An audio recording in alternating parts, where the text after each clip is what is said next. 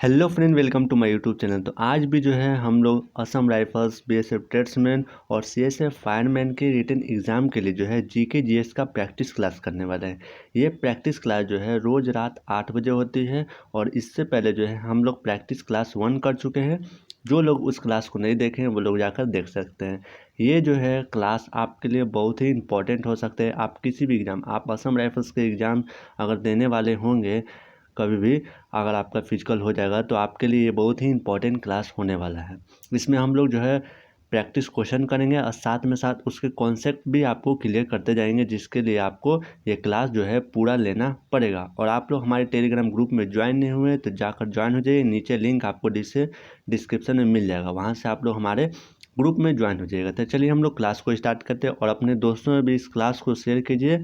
और आपको अच्छा लगेगा क्लास तो लाइक ज़रूर कीजिएगा क्लास को। चलिए हम लोग क्लास को स्टार्ट करते हैं। आज का हमारा पहला नंबर क्वेश्चन क्या है, आप लोग को जो है सभी का आप लोग को लास्ट में बताना पड़ेगा कि कितना नंबर आपको आया है। ठीक, फर्स्ट नंबर का आज का जो क्वेश्चन है वो है, आपको वीरता के लिए दिया जाने वाला सर्वोच्च पुरस्कार कौन है। ऑप्शन नंबर ए में है परमवीर चक्र, बी में है ए में है महावीर चक्र, बी में है परमवीर चक्र, सी में अशोक चक्र और डी में है भारत रत्न। तो 1 का राइट आंसर आप लोग को बताना है कि वीरता के लिए दिया जाने वाला भारत का सर्वोच्च पुरस्कार कौन है। तो आप लोग जल्दी जल्दी कमेंट करके बताइए कि 1 का राइट आंसर क्या होगा। देखते हैं कितने लोग जो है राइट आंसर बताते हैं।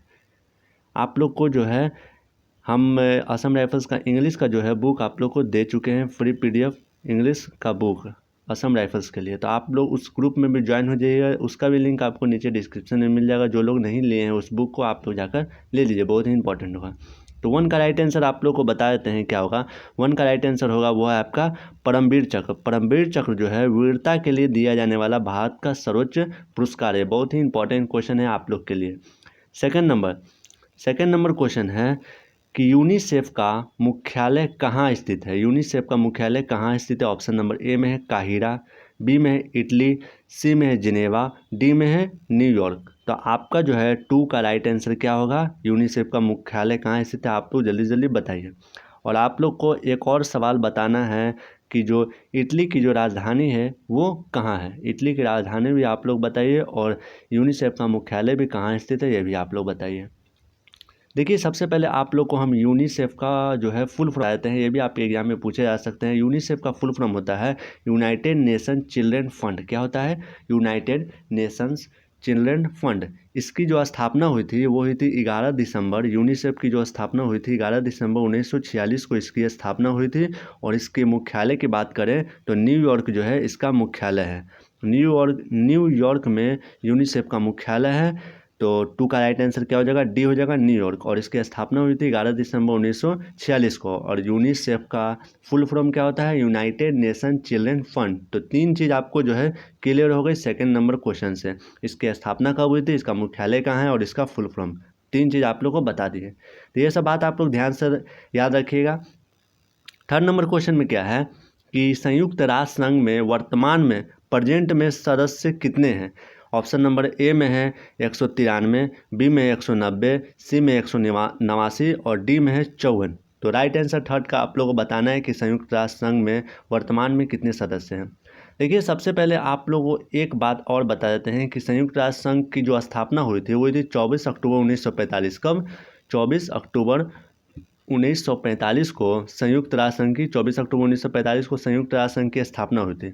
और इसके जो वर्तमान में सदस्य है वो है 193। और 193वां देश जो है वो है आपका दक्षिणी सूडान। कौन, दक्षिणी सूडान जो है आपका 193वां सदस्य देश है आपका दक्षिणी सूडान। तो इसमें आपको राइट आंसर क्या हो जाएगा, 193 जो है संयुक्त राष्ट्र संघ के सदस्य है वर्तमान में। वर्तमान की बात बोल रहे हैं, जब इसकी स्थापना हुई थी तब उस टाइम जो है आपके 51 सदस्य थे। और अभी वर्तमान में 193 सदस्य हैं। और इसकी स्थापना हुई थी 24 अक्टूबर 1945 को। ठीक, 189 जो है आप लोग को बता दें, विश्व बैंक में जो है 189 सदस्य है। और 190 सदस्य आप लोग को कल बता दी थी कि IMF इंटरनेशनल मॉनेटरी फंड अंतर्राष्ट्रीय मुद्रा कोष जो है उसके 190 सदस्य, 189 सदस्य है विश्व बैंक के और 193 सदस्य है वो आपके संयुक्त राष्ट्र संघ के वर्तमान सदस्य। ठीक, फोर्थ नंबर, जितनी बात आप लोग बताए सभी आप लोग ध्यान से याद रखिएगा। फोर्थ नंबर में है कि तन्यता गुण किस में पाई जाती है। ऑप्शन नंबर ए में है अधातु, बी में है धातु, सी में है मिश्र धातु और डी में है उपधातु। तो 4 का राइट आंसर आप लोग जल्दी जल्दी कमेंट करके बताइए। बहुत ही सिंपल क्वेश्चन है आप लोग के लिए। और देखिए आप लोग को ऐसा नहीं कि हम केवल क्वेश्चन करा रहे हैं उसमें आपको बता रहे हैं कि ऑप्शन नंबर ए में ये है, राइट आंसर ये होगा, बी का इसका ये होगा, ऐसे करके बताते हैं, वैसे नहीं बता रहे हैं। कोर्स के साथ साथ आपको कॉन्सेप्ट भी आपको बता रहे हैं कि जो भी आपको क्वेश्चन से आपको निकल रहा है जो भी कॉन्सेप्ट, तो आप लोग उनको भी नोट करते रहिएगा, बहुत ही इंपॉर्टेंट होंगे आपके लिए। तो फोर्थ नंबर का राइट आंसर क्या होगा, ऑप्शन नंबर बी। बी जो है आपका क्या है, धातु, यानी धातु में जो है वो तन्यता होती है। जैसे कि आप लोग देखेंगे सोना हो गया, चांदी हो गया, इसको हम लोग क्या कर सकते हैं, तन्यता का मतलब क्या होता है। देखिए आपको एग्जाम्पल के तौर पर बताते हैं। तन्यता होता है, देखिए सोना को आप जो है खींच कर इससे तार बना सकते हैं, इसको अलग अलग तरह के बना सकते हैं, इसको ढाल सकते हैं। चांदी में भी यही होता है। तो यही क्या होता है कि धातु में जो है, ये सब धातु है, सोना चांदी, तो धातु में तन्यता पाई जाती है, यानी कि इसे जो है खींच कर तार बनाया जा सकता है। तो तन्यता इसी को कहते हैं। समझ में आ गया। फोर्थ नंबर का राइट आंसर क्या होगा, ऑप्शन नंबर बी, धातु। 5 नंबर में क्या है कि सबसे अधिक विसरण किस में होती है, गैस में, ठोस में, द्रव में या फिर प्लाज्मा में। तो 5 का राइट आंसर आप लोग को बताना है कि किस में सबसे अधिक विसरण होती है। आप लोग को हम विसरण के बारे में समझा देते हैं तो आप लोग को राइट आंसर खुद मालूम चल जाएगा। आप लोग परफ्यूम यूज करते होंगे, परफ्यूम, या फिर जब पूजा होता है तो आप अगरबत्ती या फिर धूप यूज होता है कि नहीं, तो उसमें से जो धुआं निकलती है वो क्या होता है, सभी जगह फैल जाता है, आपके नाक तक भी पहुंचता है। कितना जल्दी आपके नाक तक पहुंच जाता है, तो वो क्या होता है, विसरण उसी को कहते हैं। तो विसरण वो किस टाइप का आपका हो गया, आपका हो गया गैस। तो गैस के रूप में जो है, गैस में सबसे ज़्यादा विसरण पाई जाती है। सबसे ज़्यादा किस में, गैस में पाई जाती है। ठोस में तो सबसे ज़्यादा विसरण पाया जाएगा ही नहीं, क्योंकि ये ठोस होता है। ठीक, द्रव यानी कि लिक्विड फॉर्म में होता है, तो इसमें विसरण आपका पाया नहीं जाएगा। तो सबसे ज़्यादा विसरण जो है आपके गैस में पाया जाता है। तो आपको एग्जाम में इस तरह से भी आ जाएगा कि जो है इत्र, जैसे कि इत्र की सुगंध आपको दे देगा, और भी कुछ ऑप्शन दे देगा, बताया कि विसरण का उदाहरण कौन सा है। तो आपको इत्र की सुगंध या फिर अगरबत्ती की धुआं, ये सब का आपको ऑप्शन राइट आंसर बताना पड़ेगा। 6 नंबर में चलते हैं। 6 नंबर में क्या है कि भारत का क्षेत्रफल में विश्व का कौन सा स्थान है। विश्व में जो भारत का जो है क्षेत्रफल में कौन सा स्थान है, तो आपको बताना है। ऑप्शन नंबर ए में है पहला स्थान, बी में है 5वां स्थान, सी में है 7वां स्थान और डी में है दूसरा स्थान। तो भारत का क्षेत्रफल में कौन सा रैंक है, आप लोग को कमेंट करके बताना है। 6 नंबर का राइट आंसर। देखिए सबसे पहला जो देश है वो है आपका रूस। आप लोग मालूम ही है कि रूस जो है क्षेत्रफल में सबसे बड़ा देश है। रूस जो है क्षेत्रफल में सबसे बड़ा देश है। तो आपको भारत का बताना है कि भारत का स्थान कितना है। सबसे पहला है आपका रूस, सेकंड में आपका कनाडा, फिर हो गया चीन, फिर हो गया अमेरिका, फिर हो गया आपको ब्राज़ील, ऑस्ट्रेलिया, भारत और उसके बाद अर्जेंटीना। तो 7 नंबर पे है आपका भारत। भारत जो है क्षेत्रफल में 7वां स्थान है, और इसकी क्षेत्रफल, भारत के क्षेत्रफल की बात करें तो 32,87,263 किलोमीटर स्क्वायर, इतना जो है भारत का क्षेत्रफल है। भारत का कुल क्षेत्रफल है 32,87,263 किलोमीटर स्क्वायर भारत का क्षेत्रफल है, जो कि विश्व का 7वां स्थान है। हम आपको सातों देश का नाम बता दिए। पहला आप लोग ध्यान से सुनिएगा, रूस पहला है, सेकंड में है कनाडा, थर्ड में है चीन, फोर्थ में आपका अमेरिका, फिफ्थ में है आपका ब्राज़ील, 6 में ऑस्ट्रेलिया, 7th में आपका भारत और 8 में है आपका अर्जेंटीना। तो ये 8 देश हैं जो कि क्षेत्रफल के हिसाब से इनकी रैंकिंग है। आप लोग ध्यान से इनको सुन लीजिएगा और आप लोग लिख भी लीजिएगा। 6 के बाद हम लोग 7 नंबर में चलते हैं। 7 नंबर क्वेश्चन में क्या है कि भारत का सबसे उत्तरी राज्य कौन है, यानी कि आपका उत्तरी का मतलब कि आपका नॉर्थ है। सबसे नॉर्थ में जो स्टेट है वो कौन से है। तो ऑप्शन नंबर ए में आपका हिमाचल प्रदेश, गुजरात, अरुणाचल प्रदेश और तमिलनाडु। तो इन चारों में से राइट आंसर क्या होगा कि भारत के सबसे नॉर्थ में जो है कौन से राज्य होते हैं। तो ये बहुत ही सिंपल सा क्वेश्चन है जो कि आप लोग को सही बताना है सभी लोगों को, ठीक। और आप लोग जब पूरा हम लोग क्लास कर लेंगे, जितने भी क्वेश्चन करेंगे हम लोग डेली जो है 10 क्वेश्चन करेंगे। और 10 क्वेश्चन ये नहीं कि हम 50 क्वेश्चन डेली करा दिए आप लोग को, मान लीजिए करा दिया, उसमें आपको कॉन्सेप्ट बताए नहीं। तो लेकिन कम क्वेश्चन करें लेकिन आप लोग को अच्छे तरीके से समझ में आए, वो ही आपके लिए बेटर है, ठीक। तो ये कैसे आप लोग को क्लास लग रहा है आप लोग कमेंट करके बताइएगा। इसी तरह का क्लास आप लोग को डेली लाया जाएगा। 7 नंबर का राइट आंसर क्या हो जाएगा? देखिए आप लोग को मैप के द्वारा बता देते हैं, एक रफ मैप बना देते हैं। देखिए रफ मैप, इधर जो होता है नॉर्थ, ये है आपका ईस्ट, ये है आपका साउथ और ये है आपका वेस्ट। भारत के ईस्ट यानी कि पूरब में जो है वो है आपके अरुणाचल प्रदेश स्टेट। भारत के सबसे पूर्वी राज्य कौन है? अरुणाचल प्रदेश। सबसे साउथ में जो है स्टेट है वो है आपका तमिलनाडु। सबसे जो है आपका वेस्ट में बात करें कौन सा देश है भारत के, वो है गुजरात।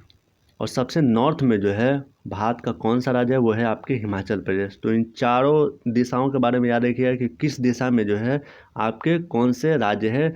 सबसे पूरब में आपका अरुणाचल प्रदेश, सबसे साउथ में आपके तमिलनाडु, सबसे वेस्ट में आपका गुजरात और सबसे नॉर्थ में आपका हिमाचल प्रदेश है। तो 7 का राइट आंसर क्या हो जाएगा? नॉर्थ में आपके कौन से देश है? सबसे उत्तरी राज्य वो है आपका हिमाचल। 7 के बाद 8 नंबर क्वेश्चन। 8 नंबर क्वेश्चन में है कि कंचनजंगा भारत के किस राज्य में स्थित है? ऑप्शन नंबर ए में है गुजरात, बी में है सिक्किम, सी में है मध्य प्रदेश, डी में है नेपाल। तो 8 का राइट आंसर आप लोग जल्दी जल्दी बताइए कि क्या होगा? कंचनजंगा भारत के किस राज्य में स्थित है? इसके बारे में और भी आप लोग को बताएंगे क्या क्या है कंचनजंगा। ठीक, सबसे पहले आप लोग बताइए कि भारत के किस राज्य में स्थित है। देखिए आप लोग को पहले इसके बारे में बता देते हैं।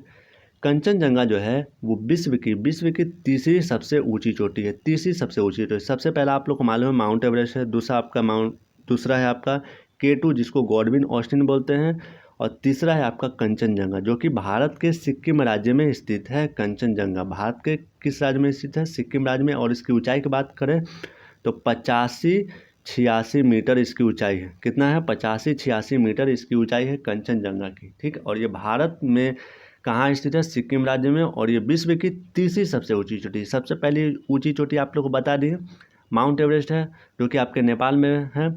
सेकंड आपको बता दिए आपके कहाँ है K2 जो कि इसको गॉडविन ऑस्टिन बोलते हैं। और थर्ड है आपका कंचनजंगा जो कि आपके सिक्किम में है। अब चलते हैं 9 नंबर क्वेश्चन में। 9 नंबर क्वेश्चन में कि गंगा नदी की लंबाई कितनी है? इसका राइट आंसर आप लोग सही बताइएगा। बहुत ही सिंपल क्वेश्चन है और ये आपके हर एक एग्जाम में पूछे जाते हैं। ऑप्शन नंबर ए में है 1465 किलोमीटर, बी में है 1376 किलोमीटर, सी में है 2525 किलोमीटर और डी में 1310 किलोमीटर। राइट आंसर बताइए आप लोग को। और एक बात और बता दें कि भारत की सबसे लंबी नदी है गंगा नदी। तो इसकी लंबाई आप लोग को याद रखनी पड़ेगी। इसकी लंबाई कितनी होती है आप लोग बता देते हैं। इसकी लंबाई जो होती है वो है 2525 किलोमीटर आपको गंगा नदी की लंबाई होती है। 1465 किलोमीटर होती है वो है आपके गोदावरी नदी की लंबाई होती है जो कि दक्षिण भारत की सबसे लंबी नदी है। 1376 किलोमीटर ये है आपकी यमुना नदी की लंबाई होती है। और 1310 किलोमीटर जो है वो आपके नर्मदा नदी की लंबाई होती है। और 1400 किलोमीटर जो है 1400 किलोमीटर ये आपकी कृष्णा नदी की लंबाई होती है। और 2900 किलोमीटर जो है वो आपके ब्रह्मपुत्र नदी की लंबाई होती है। ठीक, तो आप लोगों को टोटल बात बता दिए कौन सी नदी की कितनी लंबाई होती है। तो आप लोग याद रखिएगा इन सभी बातों को। लास्ट नंबर हम लोग क्वेश्चन देखते हैं कि लोकटक झील कहाँ स्थित है। ऑप्शन नंबर ए में है लद्दाख, बी में है राजस्थान, सी में है मणिपुर और डी में है केरल। तो लोकटक झील आप लोग बताइए कि कौन से राज्य में स्थित है भारत के। जल्दी जल्दी बताइए कि आप लोग लोकटक झील जो है भारत के किस राज्य में स्थित है। बहुत ही इंपॉर्टेंट क्वेश्चन आपको। देखिए झील से रिलेटेड कौन सा संगठन का स्थापना कब हुआ, मुख्यालय कहाँ है, सभी से रिलेटेड आपको हर एक सेट में आपको क्वेश्चन मिलने वाले हैं। तो आप लोग के लिए ये सब क्लास बहुत ही इंपॉर्टेंट होगा। तो 10 नंबर का आप लोग राइट आंसर बताइए। तो 10 नंबर का राइट आंसर हो जाएगा आपका मणिपुर। मणिपुर में जो है लोकटक झील स्थित है। राजस्थान में है आपका सांभर झील, केरल में है आपका वेम्बनाड झील जो कि भारत की सबसे लंबी नदी है। लद्दाख में आपका एक पेंगांग झील जो है आपके भारत के पेंगांग झील जो है वो लद्दाख में स्थित है। तो लोकटक झील आपका कहाँ है? मणिपुर में। तो 10 नंबर आपका समझ में आएगा। तो टोटल जो है आप लोग को आज हम 10 क्वेश्चन कराए। डेली आप लोग को 10 क्वेश्चन कराते हैं जो कि आपके लिए बहुत ही इंपॉर्टेंट क्वेश्चन है। आपको कॉन्सेप्ट भी आपको बताएं कि क्या है नहीं है, हर एक क्वेश्चन का आपको कॉन्सेप्ट भी बताया और उसके पूरा डिस्कस किए हैं आपको। तो टोटल आप लोग को समझ में आ गया जितने भी आप लोग को क्वेश्चन कराएं। अगर आपको कोई प्रॉब्लम हो तो आप लोग हमारे टेलीग्राम ग्रुप में मैसेज कर सकते हैं। आप लोग को डाउट ग्रुप का भी नीचे डिस्क्रिप्शन में लिंक मिल जाएगा और मेन चैनल का भी आपको नीचे डिस्क्रिप्शन में लिंक मिल जाएगा। और आप लोग हमारे जो बुक को अगर अभी तक नहीं लिए तो आप लोग जाकर ले सकते हैं। नीचे आपको डिस्क्रिप्शन में लिंक मिल जाएगा, वहाँ से आप लोग ग्रुप में ज्वाइन हो जाइएगा। वहाँ से आपको फ्री में आपको इंग्लिश का असम राइफल्स का फ्री बुक आपको दिया जाएगा। ठीक है, अगर आपको ये क्लास अच्छा लगा होगा तो प्लीज़ कमेंट करके जरूर बताइएगा। और अभी तक जो लोग चैनल पर नए हैं वो लोग चैनल को जरूर सब्सक्राइब कीजिएगा क्योंकि ऐसा ही आपको क्लास जो है डेली मिलता रहेगा इस चैनल पर। चलिए मिलते हैं आप लोग किसी अगले जो थर्ड आप लोग का प्रैक्टिस सेट होगा, जो कि रोज़ रात 8 बजे होता है। तो आप लोग डेली रात 8 बजे आ जाइएगा इस चैनल पर। तो चलिए मिलते हैं आप लोग के कल के क्लास में। जय हिंद, वंदे मातरम, भारत माता की जय।